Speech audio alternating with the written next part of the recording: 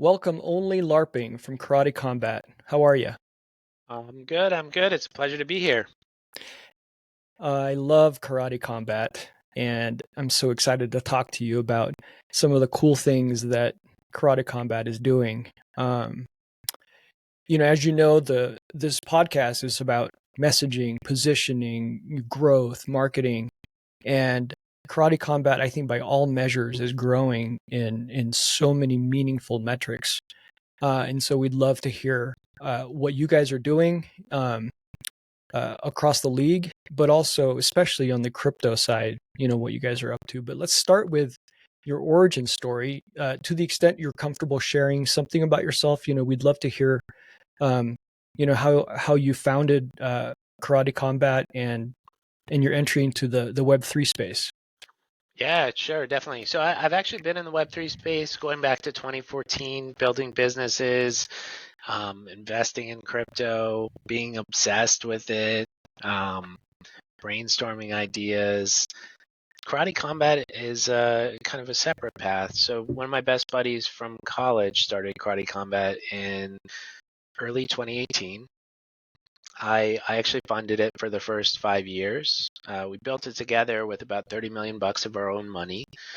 And the goal from the start was to build a sports league for the next generation of fans. You know, younger people watch sports so differently. They're more likely to watch sports on their phone. Frankly, a lot of them are just watching highlights on social media, much more likely to gamble on sporting events. And so we built Karate Combat for them. We didn't do any overlap with crypto for the first 5 years, despite me being completely obsessed with the space.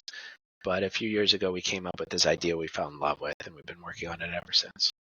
Tell us, excuse me, tell us about that. I mean, as a league, you guys had been, you know, steadily growing year over year. And then you created the karate token. Well, we can probably get into it later, but I'm curious about how you uh you know I guess introduce the idea of the karate token and its role in karate combat.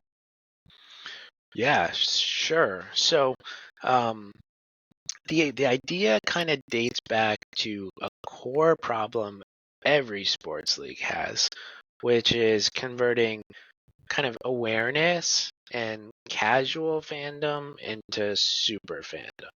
Um, the people who will travel around the world to events, appointment view, buy merchandise, spend money to watch events, that conversion is really tough.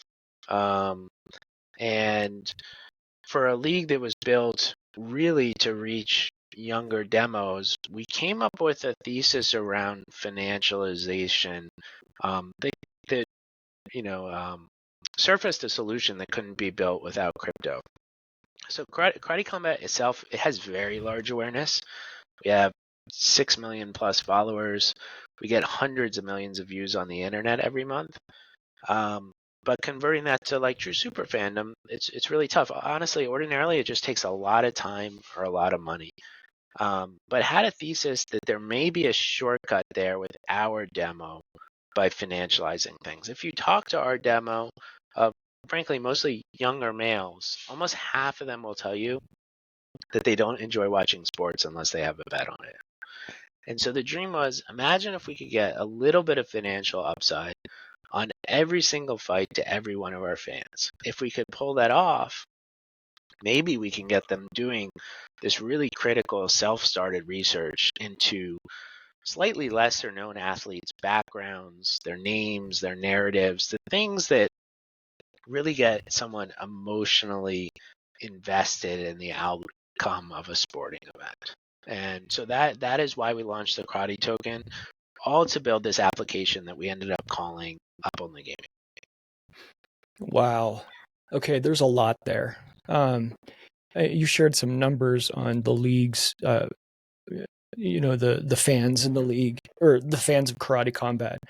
um and that is a tough problem, how to convert all of those fans to become, super fans. um and you want to use the karate token, or you financialization, as a way to convert them to become super fans, is what it is I think what you said. Yes. What's the strategy around that? Like how I as a Karate Combat fan, how do I become a karate token holder?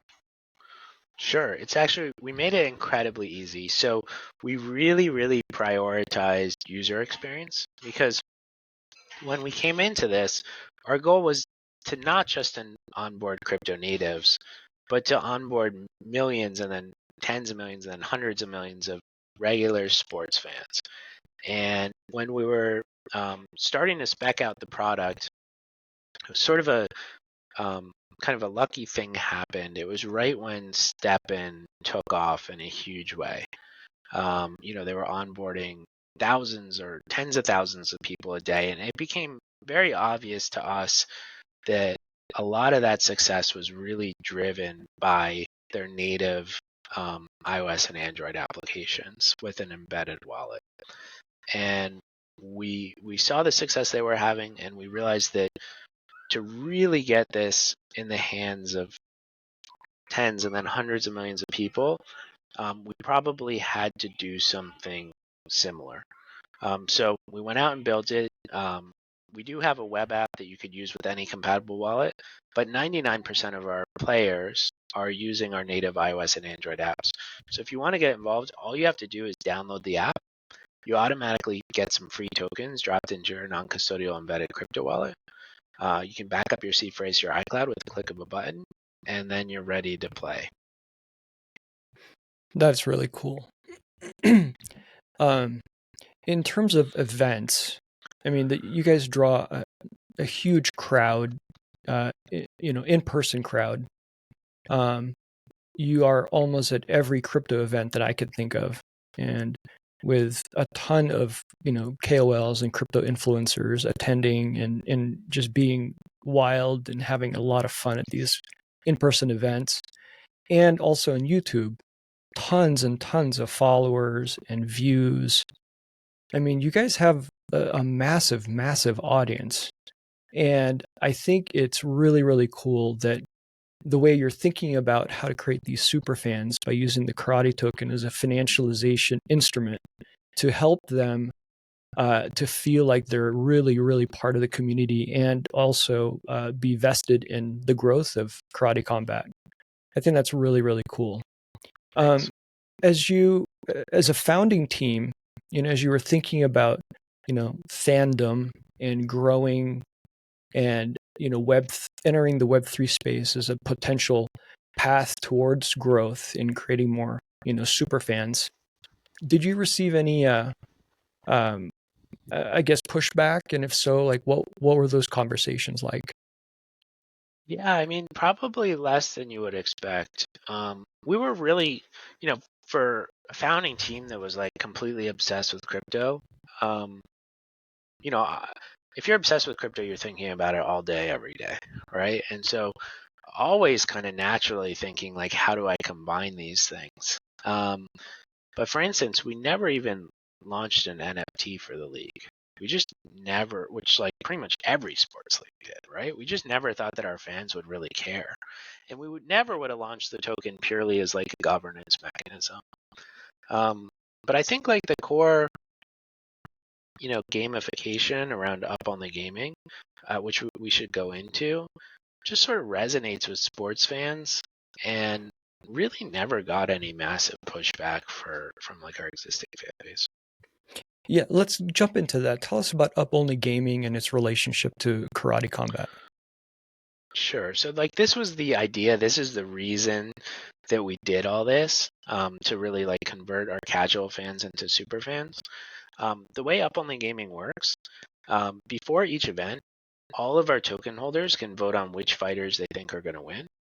And when they vote on winning fighters, they earn a little bit more karate from a fixed karate prize pool on each event. If they vote on losing fighters, nothing happens. So super important for a league that has events in the Middle East, the US, mainland China. This is not regulated gambling. You're not risking lose anything, but hopefully this couple percent more tokens that you could earn on each event is enough to get these fans doing that self-started research into the athletes. And the prize pool comes from the Karate Combat League. Yeah, Is that so right now all the prize pools come from the league's treasury. One of the ideas around the future tokenomics of the karate token is that eventually these prize pools will be funded by up-only gaming sponsors. got it? That I can totally see how how the karate token can convert a casual fan to a super fan and encourage them to really study out the fighters and the backgrounds and to make a decision on who they think will win. And the financial upside could be hugely positive, and fun. I mean, I think this demographic that it's like they would view that as really, really fun. Would you consider that would you call that fan ownership I think is the term that I've seen? Yeah, I mean, from a technical perspective, nobody owns Karate Combat. We did something pretty crazy before we launched the token and built up on the gaming. We sold the entire league to an ownerless Cayman Foundation, and we structured the foundation such that the token holders can have like real governance over aspects of the league. But like the goal is to make the token holders feel like owners of the league. That's really cool, and I can definitely see how that can, as a casual fan of Karate Combat, I can see myself becoming very active and becoming a super fan by holding the karate token. Going back to combat sports, and in competing against, I mean, there's I think some big formidable competitors in the space. How are you positioning Karate Combat against some of your competitors? Yeah, so what we're trying to build is sort of the UFC for striking. In the UFC and other like full-fledged MMA leagues, the belt holders are really dominated in large part by athletes with incredible proficiency in jiu-jitsu and grappling. Just the kind of the path dependence of how the rule set was set up. When the UFC started, the marketing pitch was, let's get a jiu-jitsu guy in here versus like a karate guy and a taekwondo guy and a wrestler and a boxer and see what type of fighting is the most dominant. Now, over 30 years later, it's sort of a settled question. In large part, the UFC is dominated by grapplers and experts in jiu-jitsu. What Karate Combat's trying to do is build a sport of a similar scale, but really focused on striking. So the biggest complaint from casual fight fans when they watch UFC is the time on the ground.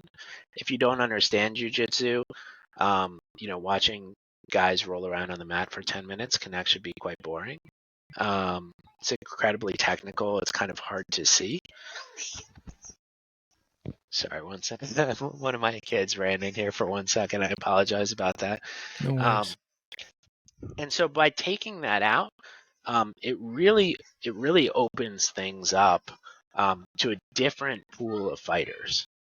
Fighters who may be, the best punchers, the best kickers in the world, but aren't at the top of their game in jiu-jitsu.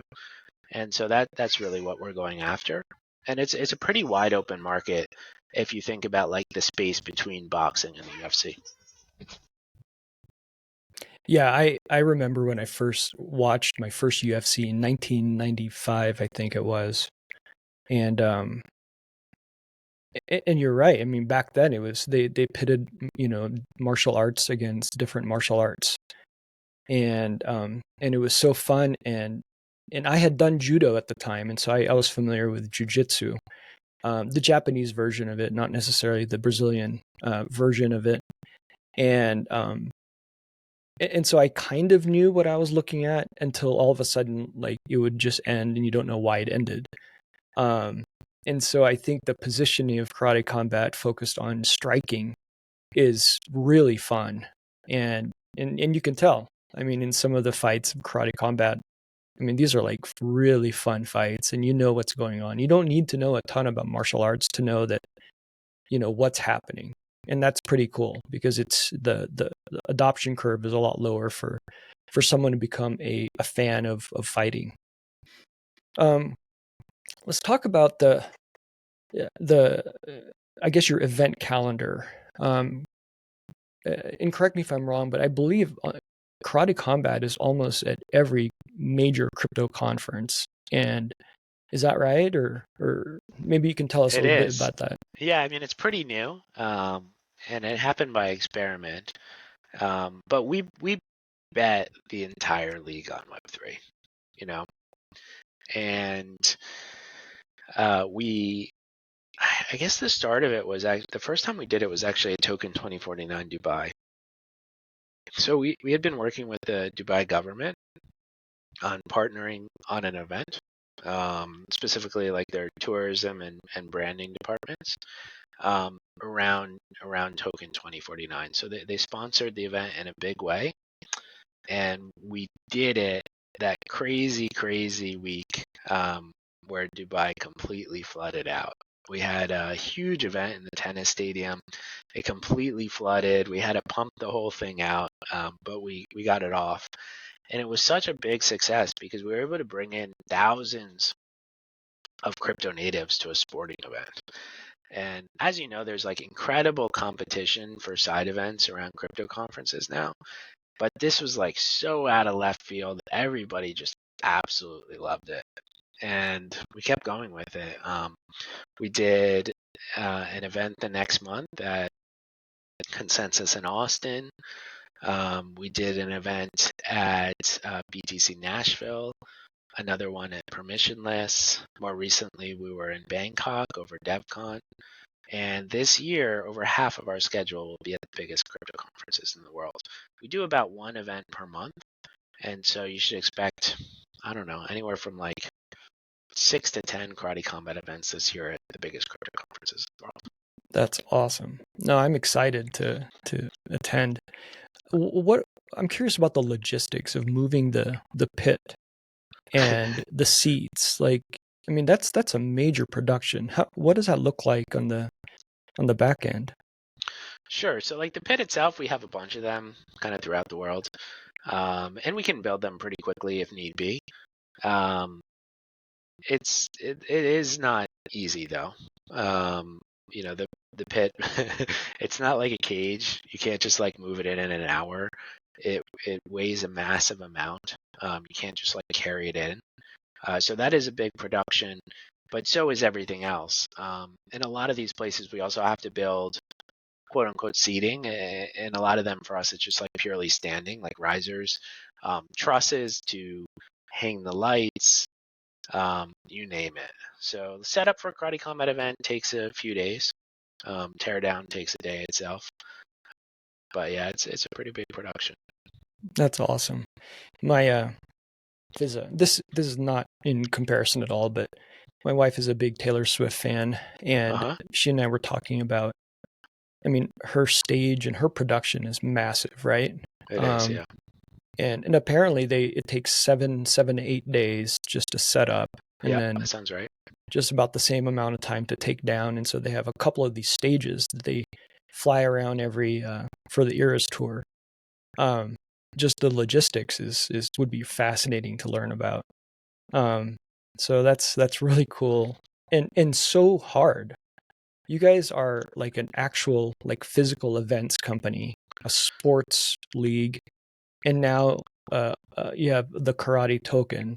You guys are doing so much, and and it's like hard work. Like most crypto projects are just kind of you know I'd say fairly pretty easy to build, but you guys are like are actually working. Oh my God. Yeah, you only know half of it to be honest. And the other thing is we don't make it easy for ourselves on the production side of things. So our goal on production is to make every single event look like a real life version of a unique level in a video game. And so 2/3 of our events we hold in front of 3D VFX backgrounds rendered live in Unreal Engine. And then the other 1/3 of events, which no other sport does, by the way, like If you look at Karate Combat, it looks like unlike anything else in sports. The other 1/3 of our events, we have in outstanding real world locations. So, for instance, we did an event in our president's mom's backyard, hosted by Rick Ross in January. We did an event at a venue that looked like a Mexican prison. We did an event on the beach in Playa del Carmen during spring break. We just did an event in a private airplane hangar, Florida. We're about to have an event on the rooftop of a building in Miami. So, yeah, it's very difficult to pull off events in places like this. We definitely do not make it easy on ourselves. That's really cool. Let's go back to the audience that you guys are aiming to serve. And so we have, on the one hand, you've got casual fans. And I'm not sure how you define that, but I have an idea. And then you've got super fans, for which you're trying to use you want to financialize being a fan with the karate token, and to convert casual fans to super fans. And a super fan is one that owns a karate token or karate tokens, and they are more active in learning about the fighters, and then maybe being more active in the Discord community or other communities in which you guys have a presence. Is that about right? Like, is that how you define both audiences? Yeah, I mean, I think if you look at some of our posts on like Instagram or TikTok or something, like some of these posts will have like hundreds of millions of views, right? And our product looks extraordinarily unique. There's no other kind of professional fight sport that holds events that are hit. And so like our brand awareness is extraordinarily high, especially for crypto project. But the goal is to convert that awareness into people who will appointment view Karate Combat, travel to events, merchandise, you name it. And what's the plan to convert a casual fan to a super fan? Like, what does that look like? And yeah, what does that look like? Because that's a difficult conversion step in my mind. Yeah, so like that's really why we built up Only Gaming. So if you think about like why someone becomes a super fan, it's usually at the core of it, the athletes, right? The stars. And building a star up is incredibly hard. Step one is getting fans to learn their names and then their backgrounds and the narratives, for the fight. And that's where we think financialization really comes in to get the ball rolling downhill. Because if you have upside on a sporting event, you're much more likely to do that research to figure out like which of these athletes should I pick. And then during the event, you're hyper engaged because you have the chance to win some money. So it sounds like it starts with the athletes, the fighters themselves. In general, I mean, our product is so differentiated so that, like some people are, coming just to watch the striking or, just to watch the really unique rule set and the production format. But in general, like the biggest funnel towards building super fans is the athletes themselves. Can you share maybe a couple of really up and coming, promising athletes that the audience could start to learn about and become interested in? Yeah, of course. So, one I would be remiss not to mention is Shazabe Rin. Shazabe is an interim belt holder. He's 6-0 in Karate Combat. He's now one of the most famous athletes in all of Pakistan because of his record at Karate Combat. Young, charismatic, good looking, great at marketing, and he just crushes opponents. What martial arts did he practice? Is it mixed? So yeah, really interesting story there. He actually learned how to fight by watching YouTube. That's awesome. Isn't it? Yeah, that's amazing. I heard of another. I don't know if it's actually true, but I heard of a javelin thrower a javelin athlete who learned how to throw the javelin on YouTube, and he made the Olympics for his country. I don't know if that's true, That's awesome. but I heard that from somewhere. That is really cool. Well, what's another athlete that the audience should know about? Yeah, we've got a really kind of an up and coming fighter. He literally just won the belt at our last event a few weeks ago, Arturo. And he's really taken a liking to crypto Twitter. So he's been going nuts, engaging with the entire community. Um, you can find him on CT at well, the name is a little bit complicated, so it probably doesn't make sense to read it out. But Macaco Flow on Oh, Twitter. flow. But I'll if put it if you in the yeah, notes. if you check out the Karate Combat Twitter, you'll definitely see it. That's really cool. Macaco flow. We'll definitely check them out. Um, uh, let's go back to events this year. So ETH Denver is coming up in February sometime. I think end of February. Yes, the end of February. Yeah. Do you guys have an event then? We do. February 28th in Denver. That's awesome. And I think I'll be attending. Awesome. And all the side events, I think Karate Combat will be for sure the most, even though it's competitive and there's swag everywhere and free booze. Karate Combat by far will draw probably the most, the largest audience, and I Definitely. so that's I'm excited for that. That's really cool. Um, what about any big announcements for 2025? Is there, I guess, anything you can talk about or give us a hint of? Yeah, so I've been talking about this on Twitter a little bit. Um, last year was an incredibly successful year for us, and it takes some time for like sports traction to convert into new business. And that stuff has been building up throughout the second half of the last year. And we're kind of about to go on a spree of announcements over the next month or two, from traditional brands, Web3 brands, host city relationships, you name it. That should all be coming up pretty soon. That's amazing. And you guys have are in no short of influencer crypto influencer fans. I mean, I've seen some of the biggest KOLs at the Karate Combat events. Um, I'm curious, are they aware that there is a karate token? And if Yeah, I so, think they're I yeah, think they're aware, but it's kind of funny. Like we did the we did this really really hard thing. We made the crypto community fans of a sport. Um, and it's not something you could necessarily predict at the outset would work. Just knowing crypto people. Um, but I think, over the last year and a half or so, we sort of assumed that the product would speak for itself and people would kind of learn about the token. But I think we kind of messed that part up.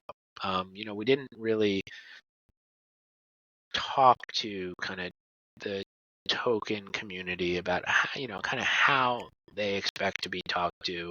We built these amazing products that are really kind of tailored for them. And so a big part of this year is really educating people about it. and we want to do our part in helping the crypto community understand the role of the karate token in the ecosystem. You've shared that in up only gaming, they can earn more karate tokens when they make a decision on which fighter will win, and if they win, they earn a little bit from the prize pool. What what else can you tell us about the karate token and um why should crypto Twitter and the Web3 audience in general become interested in it? Like, what's in it for? I guess how could they? What's in it for them? On the token side, Yeah, yeah. yeah. So the karate token's extraordinarily unique, but it's really really well thought out. So first of all, as I mentioned, we did all of this from a starting point for this app only gaming product, which is something that's impossible without crypto. So as an owner of the karate token. Each event, which in general is about once a month, you can vote on which fighters you think are going to win and earn additional karate tokens for making accurate outcomes. As I mentioned, right now those prize pools are funded by the league's treasury, but in the future, one idea is that they could be funded by sponsors of Up Only Gaming. So that's probably number one. If you're at the top of our Up Only Gaming leaderboard, you get incredible benefits of the league. Because nobody owns the league, all the perks that traditionally go to owners of sports properties should really flow to the token holders. And so each year on the anniversary of our token launch, which is May 12th, the Up Only Gaming leaderboard resets, and the top players from the previous year get access to all sorts of benefits. So for instance, over this last year, our top 1,000 players all got an honorary AI-generated NFT based on their username. The top 1,000 all got free merchandise, and they all got free access to Karate Combat events. And then depending where you were on the leaderboard, you also got trips to the events, access to ceremonial weigh-ins, press conferences, after parties. At our next event in Miami, a bunch of our top token holders are going to train with our league president, Awesome Zaidi, at his gym, GoChed in Miami. And so all that's like extraordinarily unique. And then on top of that, there's league governance. So over the last year and a half, we probably had 10, 15 league governance votes. Most of them to date have been around league rule changes, but also liquidity provision, changes to Up Only Gaming, etc. And we have incredibly high participation as far as Web3 governance goes. We're seeing like 2,000 to 7,000 people participate in these governance votes. That's incredible. You don't see that many votes in a lot of governance changes. No. That's incredible. So it sounds like there's a lot of ways in which value can accrue to the karate token, and so many ways in which karate token holder can participate in the ecosystem and the community. In terms of building awareness, what are some ways in which you're planning on doing that with the crypto community, that many of whom are already fans of Karate Combat, but some don't know about the karate token and in ways in which they could benefit? Yeah, I think it's just kind of using some more of the traditional tools from like the token education playbooks. So just by being like very blunt, engaging the right kind of educators and KOLs to really kind of speak the language of the token community and kind of explain all these things very simply and repeatedly, and explaining our future roadmap. Yeah, I think that would work a lot too. Tell us about Influencer Fight Week. What's that about? Sure.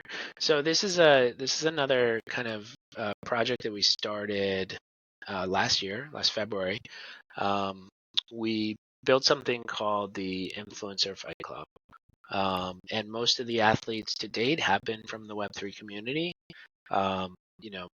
Very large names from the crypto community, from BitBoy to Nick Carter, David Hoffman, Kane Warwick.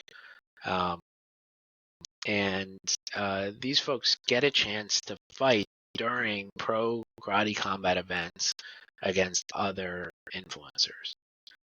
So same rules. Well, we don't allow any elbows in the Influencer Fight Club, but otherwise same rules. Fighting with 4-ounce gloves, so not like some big boxing gloves, and shorter rounds. But it's been incredibly fun to watch. The growth in just a year has been pretty tremendous. And it's another way we've really been able to kind of get so many Web3 eyeballs on the sport of Karate Combat.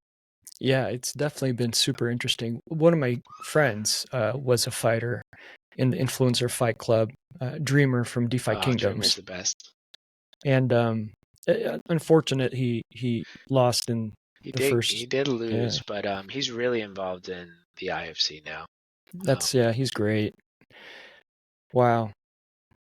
Well, Onlylarping, this has been super helpful. There, I'm a casual fan of karate combat, but I didn't know much about the karate token and the ecosystem and the tokenomics and the various ways in which value can accrue to the token, and also the ways in which a karate token holder, can benefit and participate in the community. So this has been really, really helpful.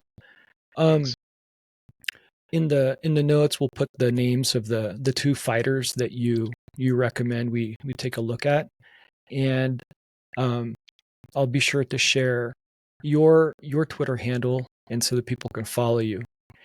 Before we end, is there any final thoughts that you'd like to share about Karate Combat? Well, download the app, check out what we built, check out our socials, like go to our Instagram page, watch the highlights, come to an event if you can. You know, if you're going to be at any of these conferences this year, please do come check out Karate Combat. Hit me up on Twitter. I'm at Onlylarping. And yeah, that's probably about it. Awesome. Well, I'm going to download Up Only Gaming for sure, and I'll get started with that. Awesome. Only LARPing, thank you so much. My pleasure.